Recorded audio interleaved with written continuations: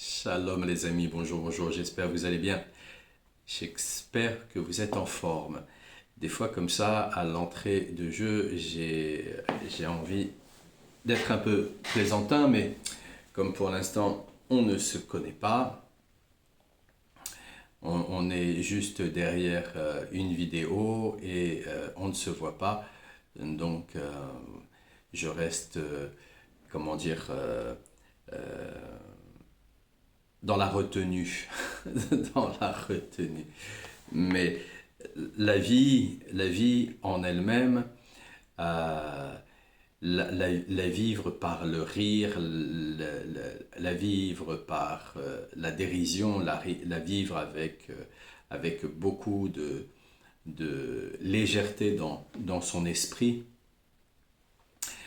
c'est quelque chose qui, je vois très très bien depuis que je suis né, c'est que pour beaucoup c'est très difficile parce qu'on est élevé dans un domaine de sérieuxité où il faut être absolument sérieux, sinon ça va pas. Donc on a tendance plus d'avoir le sourire, on a tendance plus d'avoir la tristesse sur le visage. Donc, on est obligé de se forcer puisqu'on croit que c'est naturel pour nous-mêmes d'être de cette façon-là. Et on s'aperçoit que si c'était naturel, l'enfant dès la naissance, il saurait marcher, parler, etc., etc., etc. Ce qui n'est pas le cas. Donc, c'est la petite introduction par rapport à l'étude d'hier et par rapport à la mesure, parce que tout doit être dans la mesure, vraiment battre la mesure comme la musique pour avoir une jolie mélodie. Tout doit être dans la mesure parce que cette mesure-là nous permet aussi de ne pas, comment dire, être décalé par rapport à ce qu'on est en train de vivre. Parce on a besoin de conscience, on a besoin de se souvenir de comment on a passé l'événement, comment on a passé la situation. Et de cette façon-là, on se donne la possibilité de savoir reprendre les mêmes réflexes. Les mêmes réflexes. Parfois, les réflexes prennent un peu de temps à se mettre en place. Et comme ils mettent un peu de temps à se mettre en place, eh bien, on aura tendance à se demander pour quelle raison, et peut-être même à chercher à s'en vouloir, à chercher à s'en vouloir.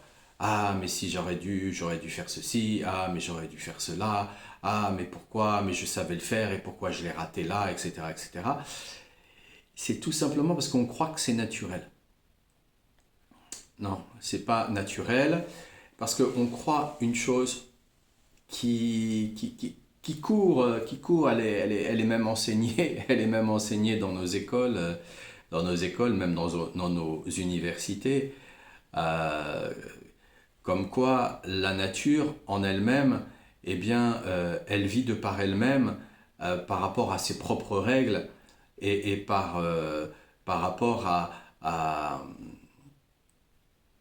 à sa, à sa nature, à son degré d'évolution, par rapport aux saisons, par rapport enfin, en faisant une différence entre nous et la nature en elle-même.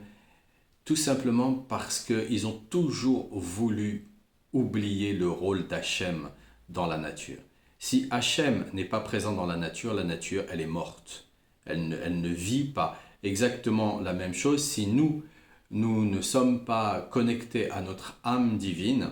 Donc si Hachem ne nous donne pas une partie de lui-même pour qu'on puisse animer ce corps, on ne vit pas. Et ce corps n'a pas d'animation. Voilà, il a son mode de fonctionnement, Il a un mode de fonctionnement, il a un programme, il a un mode de fonctionnement et il va vivre de cette manière-là, il va fonctionner de cette manière-là. Exactement comme un chêne, eh bien lui, il va avoir un mode de fonctionnement, il va vivre de cette manière-là, il va faire les choses de cette manière-là. Un pommier, il a un mode de fonctionnement, il va vivre de cette façon-là et il va faire des pommes de cette façon-là. Mais c'est Hachem qui est derrière. C'est Hachem qui est derrière pour donner le dynamisme, pour donner des pommes, pour donner des fruits, pour donner des progénitures à l'arbre, aux fleurs, à tout ce qui vit ici sur la terre. Donc, les lois de la nature, telles que j'ai déjà expliqué, ces lois de la nature sont juste là pour savoir où est-ce que nous en sommes. Est-ce que nous y croyons? Est-ce que nous y sommes attachés? Est-ce que nous croyons qu'effectivement il y a un problème climatique parce que on fait trop de pollution, parce qu'on on jette trop nos plastiques, qu'on avait trop de plastique, etc., etc. Ou est-ce que nous commençons véritablement à accepter que c'est Hachem qui décide de ces événements-là pour indiquer à l'homme, donc à l'être humain dans son ensemble, parce que quand je parle d'un homme, je parle d'un être humain, et ben, indiquer donc à l'homme dans son ensemble que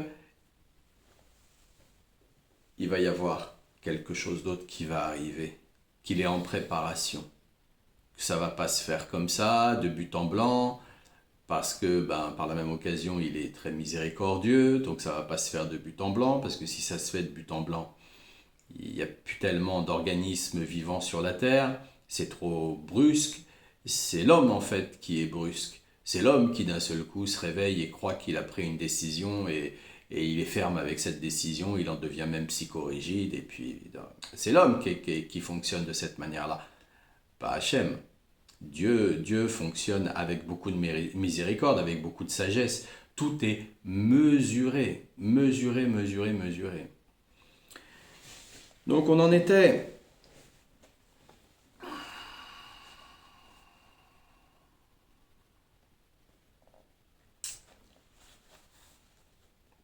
au javelot. Ah non.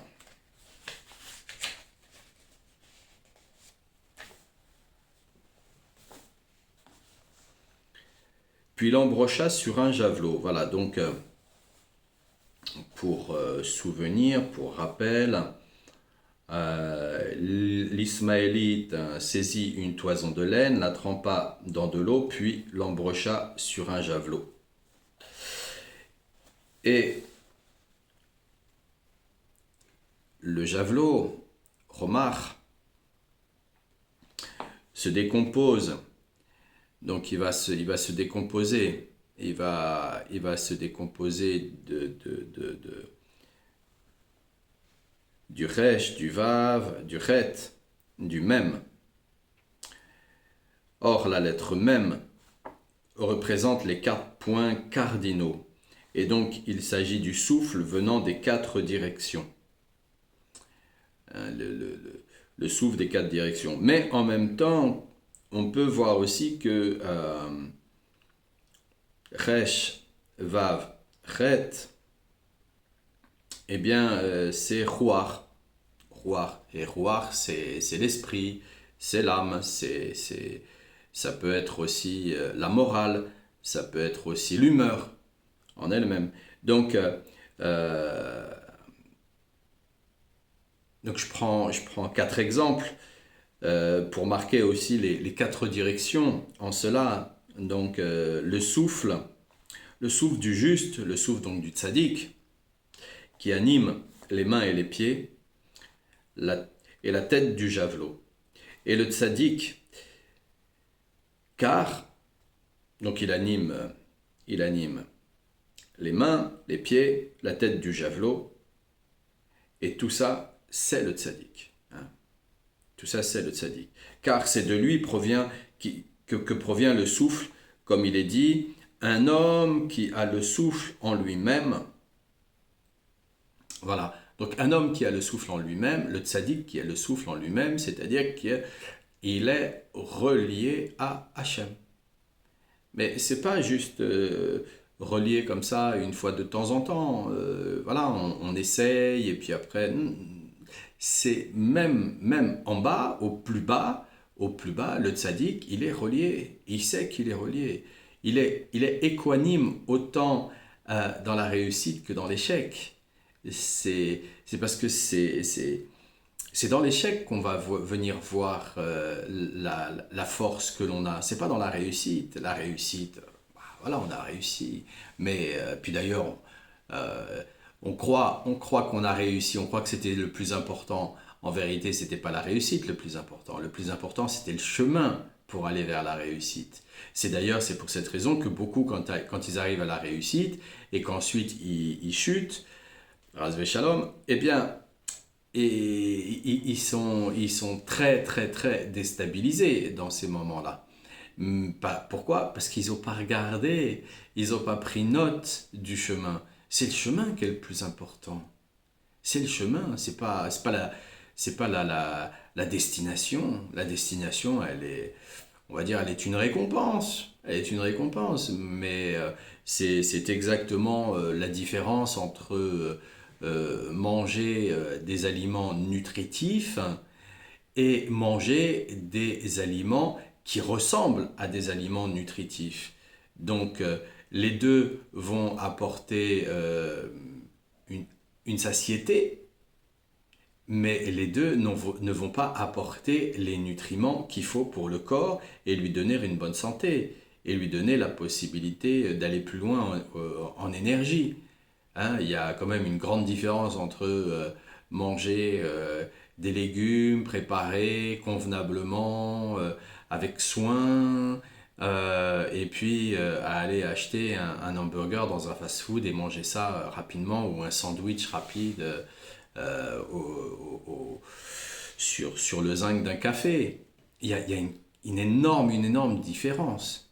Il y en a un, c'est pour combler un vide, et il y en a un autre, c'est pas que ça, c'est vraiment, on met de l'énergie, vraiment, on met une conscience là-dedans. Et même si on aura fait une brara avant ou une brara après, il y a une conscience, il y a vraiment, vraiment, vraiment, il y a une conscience à mettre là-dedans qui est très, très, très importante. Et donc, euh,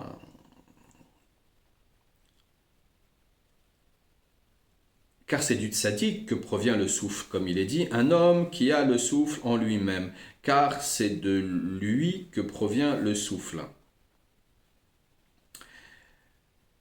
Lorsqu'il retira le javelot des failles, il s'avéra que la toison était calcinée. Alors, le mot calciné, là, euh, peut signifier aussi en hébreu vie et longévité de vie. Hein? Vie et longévité de vie. Alors,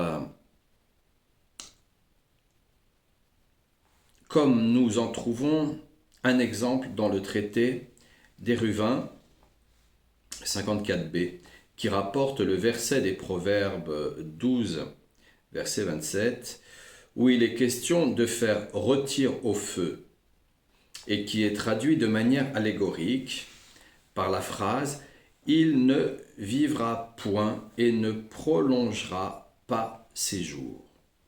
Et l'expression « était calciné » signifie donc vie et longévité, car en annihilant l'orgueil, voire l'idolâtrie, on établit fermement la sagesse, et grâce à la sagesse, l'homme vivra et prolongera ses jours, comme il est dit dans l'Ecclésiaste 7, verset 12. La sagesse procure la vie à ceux qui s'y adonnent. Par la même occasion, celui qui se libère de l'orgueil, celui qui se libère de l'idolâtrie, eh bien, obtiendra une grande chance, c'est que si jamais, pour une raison ou pour une autre, qu'à Dieu ne plaise, eh bien, nous sommes réincarnés. Et bien, nous n'aurons plus à passer par les mêmes épreuves, par les mêmes étapes, parce que ça y est, on se sera débarrassé de la situation. Alors même si on atterrit dans une famille où il en reste un peu, et que d'un point de vue social, éducationnel, on aura aussi, d'un point de vue cellulaire, on aura quelques mémoires de cet ordre-là, on sera très très vite s'en débarrasser parce que on sera très très vite indisposé par la situation. Quand, quand on est mal à l'aise dans son corps, que l'on soit enfant, que l'on soit adolescent ou que l'on soit adulte ou jeune adulte, quand on est mal à l'aise dans son corps, quand on est mal à l'aise dans les émotions, quand on est mal à l'aise en règle générale dans un endroit, c'est parce que l'énergie en elle-même qui s'y présente, eh bien, rentre soit en, en collision avec notre énergie, ou soit tout simplement euh, cette collision, elle vient réveiller chez nous le fait que, bah, mais non, ça va pas, je me sens pas bien. C'est comme si on fait un 41 de pied, on essaye une paire de chaussures en 41, et bien on s'aperçoit que non, elle est trop petite, ou non, elle est trop grande. Voilà, et il va falloir changer de modèle. Changer de modèle, changer de modèle, c'est quoi? C'est l'éducation. Parfois, on doit changer le modèle d'éducation. Voilà, on a reçu un modèle d'éducation dans notre enfance, puis on ne se sent pas très bien avec ce modèle d'éducation-là. Donc, on doit en changer, parce que c'est pas celui-là. Mais qu'est-ce qu'on fait généralement? On va aller s'adapter là-dedans. On va dire non, c'est nous qui avons un problème. C'est nous qui avons un problème. Mais non, non, nous n'avons pas de problème. Nous n'avons pas de problème. C'est le modèle d'éducation qui est là, qui ne nous convient pas. Donc à nous d'aller trouver un modèle d'éducation qui nous convienne pour nous faire évoluer. Et si nous ne trouvons pas de modèle d'éducation, c'est que là, véritablement, nous avons un problème. Mais avant de dire que nous, on ne trouve pas de modèle d'éducation, est-ce qu'on est passé chez Rabbeinu? Est-ce qu'on est passé chez le tzaddik Yesod Olam? Est-ce qu'on est passé chez celui qui contient toutes les âmes? Il n'y a pas une seule âme qui ne vient pas du Rébé. Donc est-ce qu'on est passé chez lui? Parce que de cette manière-là, en passant chez lui, on va bien voir véritablement que non, non, non, non, non, non, non, non, non, non, on n'était juste pas à notre place. Dans le tourbillon de l'illusion et des réincarnations, on vivait tout ça pour la simple et bonne raison que si on est encore réincarné ici, c'est parce qu'on ne sait pas véritablement ce que l'on veut. Donc on doit l'apprendre dans ce qu'on ne veut pas. Tant qu'on ne sait pas véritablement ce qu'on ne veut pas, alors on doit être dans l'incarnation. Parce que qu'est-ce qui se passe très souvent? Qu'est-ce qui se passe très souvent dans nos têtes? On croit qu'on sait. Alors hier on a su, donc aujourd'hui on croit qu'on sait. Et même hier on l'a su et c'était un très très grand réflexe. On savait vraiment répondre, on savait vraiment être très alerte sur la situation et on arrivait comme ça à raisonner très très rapidement, très très vivement parce qu'on avait vraiment vraiment ce réflexe. Et là, pour une raison ou pour une autre, aujourd'hui, que Dieu nous en préserve, ça n'est pas le cas. Tout simplement parce que Hachem veut nous montrer une chose. Une chose. Nous sommes la créature. Si le tzaddik est arrivé là où il est, c'est parce qu'il sait qu'il est la créature. Il sait qu'il est la créature et qu'il ne peut pas vivre sans son créateur. Il ne peut pas. Il ne peut pas. C'est pour ça qu'il a le souffle. Parce que même dans sa respiration, lui, quand il inspire Ah, et quand il expire Shem. Tout le temps, tout le temps, tout le temps, tout le temps, tout le temps. Il ne croit pas que ça vient de lui. Il ne croit pas que c'est gratuit. Il sait que ça lui est prêté. Donc de cette façon-là, le tzaddik lui-même, il en est devenu le souffle. Mais qu'est-ce qui nous arrive à nous? À nous, nous croyons, ça y est, parce que nous sommes dans le tourbillon de cette illusion de connaissance, de connaissance. Alors pire encore, ceux qui ont des diplômes d'experts, ah, ils sont experts ceci, experts cela, ou pire encore, ceux qui sont experts en Google, en réseaux sociaux et ils vont aller chercher leurs réponses à droite à gauche de cette manière-là. C'est pareil, c'est exactement la même chose. C'est une très très grave maladie. Et la très très grave maladie, c'est de croire que nous savons. C'est de croire que nous savons. Il y a des choses que nous devons absolument garder en tête. Et la première des choses que nous devons garder en tête, c'est que même si nous pensons que ce que nous allons demander à Hachem est un réel besoin, on en a vraiment, vraiment, vraiment, vraiment, vraiment, vraiment besoin. On croit vraiment qu'on a besoin. Déjà, il faut savoir se poser des repères. Faut déjà savoir se poser des repères. Si vraiment, vraiment, vraiment, on en a besoin, on va laisser passer 3 jours, 3 nuits. Le 4e jour, si on y pense encore, si c'est toujours présent, si c'est toujours là, si c'est toujours un feu en nous, c'est qu'on en a réellement besoin. Et même dans ces moments-là, on devrait se tourner vers Hachem et demander quelle est la question que je devrais te demander. Parce que même dans ces moments-là, lorsqu'on est sorti de toute forme d'orgueil et de toute forme d'idolâtrie, on devrait être extrêmement prudent. Et pas avoir cette arrogance de croire parce qu'on a un petit peu une barbe blanche, on a un peu de diplôme, on a un petit peu d'expérience dans la vie, alors ça y est, on sait, on a étudié un petit peu, alors ça y est, on sait. Non, pas avoir cette prétention-là, pas avoir cette prétention, à avoir justement la prudence qui va nous permettre d'écouter le message. Et quand on écoute le message qu'Hachem nous dit, alors oui, c'est bien de remercier. Oui, c'est super de remercier. C'est super d'être content aussi d'avoir reçu. Mais on doit le laisser aussi poser en nous. On ne doit pas se précipiter. On doit aussi le laisser poser en nous. On doit aussi le laisser poser en nous. Nous vivons incarnation après réincarnation. Et là, en 5785, eh bien, on peut imaginer que là, nous avons 5785 réincarnations. Donc 5785 redoublements, puisque nous sommes ici. Et là, même si ça peut être aussi extrêmement discuté sur le fait est, puisqu'il y en a beaucoup qui aimeraient bien se réincarner, mais qui n'ont pas reçu l'autorisation pour se réincarner. Voilà.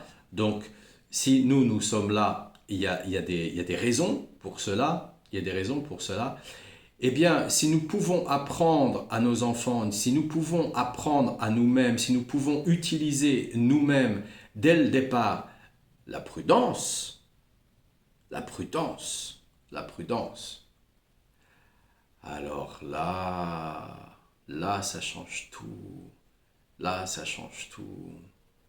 Hachem, il nous donne des expériences et il nous donne aussi une apparence extérieure hein, pour que nous puissions être prudents, pour que nous puissions nous reconnaître les uns avec les autres aussi, hein, parce que en fonction des nations, en fonction des nationalités, en fonction des modes, voilà, les gens se reconnaissent par rapport à ça, donc pour qu'on se reconnaisse aussi par rapport à ça, mais à un moment, on tombe dans l'erreur et dans l'oubli que si nous avons ces têtes-là, si nous portons des kippas, si nous portons des vêtements très particuliers, etc., c'est pour être extrêmement prudent, pour que nous puissions continuellement parler avec Hachem, demander avec Hachem.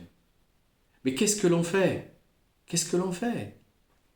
Alors, de surcroît, quand on est dans l'étude, de surcroît quand on est plongé dans l'étude, de surcroît quand on a des diplômes, de surcroît quand on arrive à des statuts. Qu'est-ce que l'on fait de cette prudence? Bien souvent, à peine, on n'a pas encore terminé de parler, que l'autre croit déjà qu'il a compris ce qu'on vient de dire. Et il a déjà des questions sur le fait qu'il ait compris. Et ce n'est même pas des questions, il ne va même pas formuler des questions. On est tellement dans l'ignorance, tellement embourbé dans l'orgueil et dans l'idolâtrie, la tête plongée dans cette boue. Je suis désolé mes amis, je suis désolé, mais là, on est en train de parler de quelque chose pour l'ensemble de l'humanité, hein, moi y compris, je m'y mets dedans, il n'y a pas de souci là-dessus. Hein. Je ne vais pas me croire supérieur à qui que ce soit et encore moins inférieur à qui que ce soit. Mais on est tellement embourbé là-dedans que on va donner, soi-disant, une réponse éclair en croyant que waouh, j'ai répondu à la question. Waouh, j'ai donné une réponse, c'était super important, etc., etc. Alors qu'on aurait dû être dans la prudence.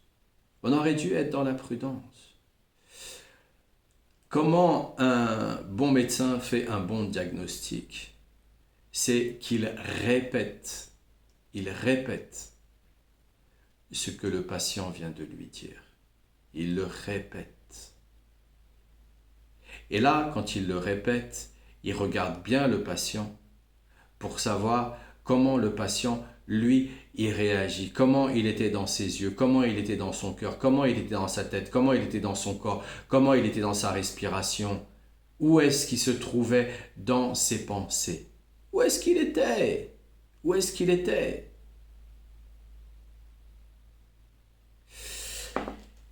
On est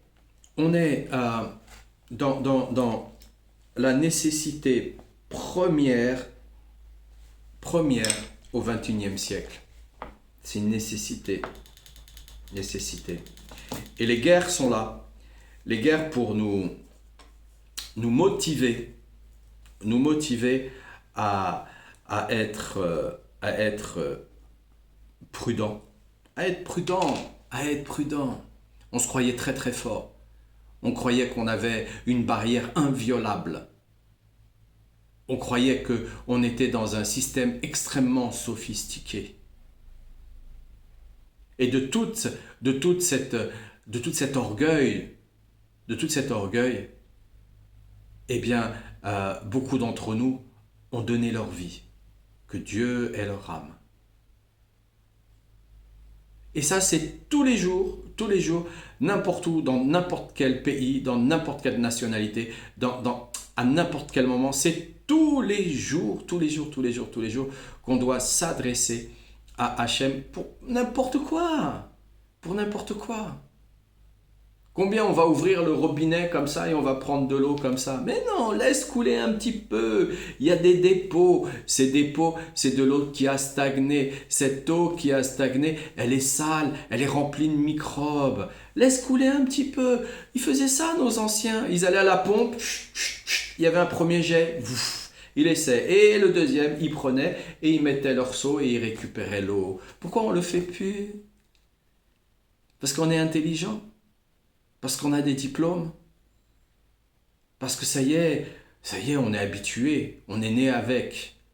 Alors là, dans ce millénaire-là, eh bien, nos enfants, ils sont nés avec les écrans, avec l'Internet et ainsi de suite. Alors,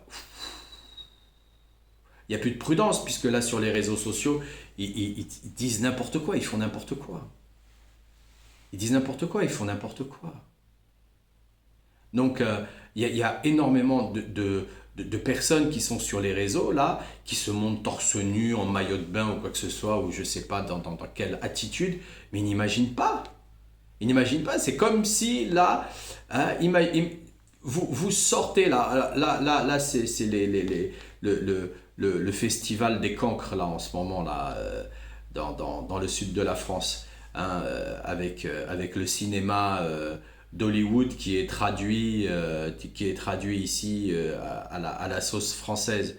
Et vous les voyez comment elles sont habillées? Un soutien-gorge, une grande culotte avec un voile dessus transparent. Mais c'est quoi? C'est quoi? C'est quoi? Et vous pensez, qu'est-ce qui se passe? Qu'est-ce qui se passe? Il n'y a rien parce qu'on est juste de la matière. Donc on est juste de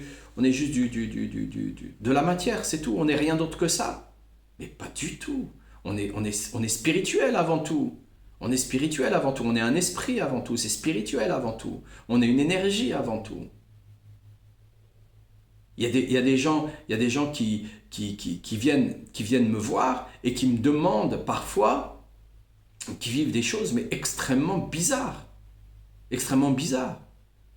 Ils sont frappés dans leurs rêves, ils sont violés dans leurs rêves. C'est extrêmement bizarre. On est une énergie avant tout. On n'est pas fait de chair et d'os. On n'est pas la voiture que l'on conduit, voyons. Et tout ce que l'on vit là, même avec les guerres, et j'espère que ça va s'arrêter, hein, j'espère que ça va s'arrêter, mais bon. Elles sont faites justement pour qu'on puisse exprimer la prudence, qu'on puisse redevenir la créature que nous sommes, qui s'adresse au Créateur avec prudence. Voilà. Papa, s'il te plaît, j'ai besoin d'un verre pour boire. Tu peux, enfin, j'ai soif. Parce que quand on est un enfant, on ne demande pas un verre pour boire, mais papa, s'il te plaît. Et qu'est-ce qu'on voit là parfois? On voit des enfants qui veulent... Ils ont à peine 2 ans. Moi j'ai vu des enfants à peine à 2 ans. Là, ils veulent prendre la bouteille, se servir, mettre de l'eau. Ils veulent faire les hommes déjà. Oh là là, l'orgueil dans lequel ils sont. Non, non, non, non. Non, non. La prudence. La prudence. Toujours la prudence. Je vous souhaite une excellente journée, remplie de bonnes nouvelles. Qu'Hachem vous protège. Qu'Hachem protège vos pas. Refouach les mains pour tous les malades. Et aujourd'hui, nous sommes mardi. Et le mardi,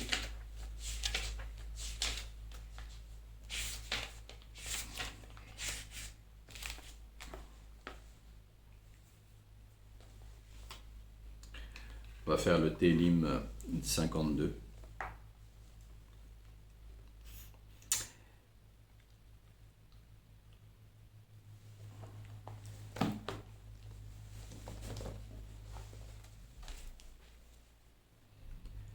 Lamnatseach, Maskil, le David, Bevo, Doeg, Achomi, Vayaged, le Shaul, Vayomer lo ba, David el bet, Avimelech, ma תתעלל בך הגיבור חסד אל כל היום אבות תחשוב לשונך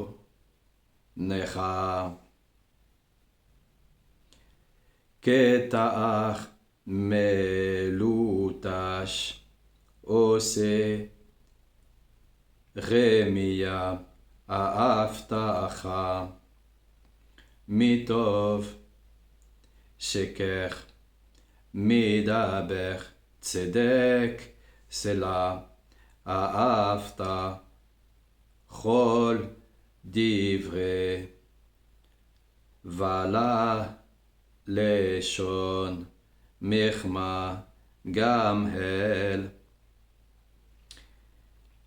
יתוצך לנצח תחתך וייסחך מאוהל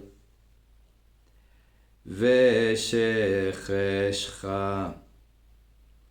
מחץ חיים סלע וייחו צדיקים וייחו ועליו ישחקו. הנה אגבד לו ישים אלוהים מעוזו ויפתח בחוב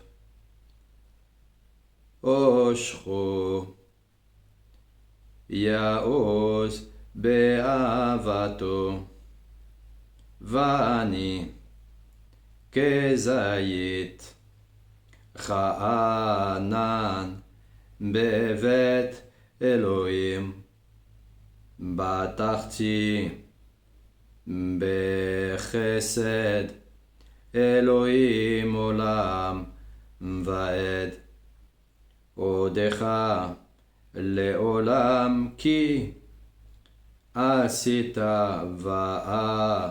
ואקווה שמך הכי טוב נגד חסידך. ברוך השם. Merci Rabbeinu Akadosh. Et oui, lentement mais sûrement, toujours profondément, chacun son rythme, et tout ira pour le mieux, vraiment tout ira pour le mieux. Que Dieu vous bénisse, que Dieu vous protège. Refoua Shlema pour tous les malades. Excellente journée les amis, plein de bonnes nouvelles.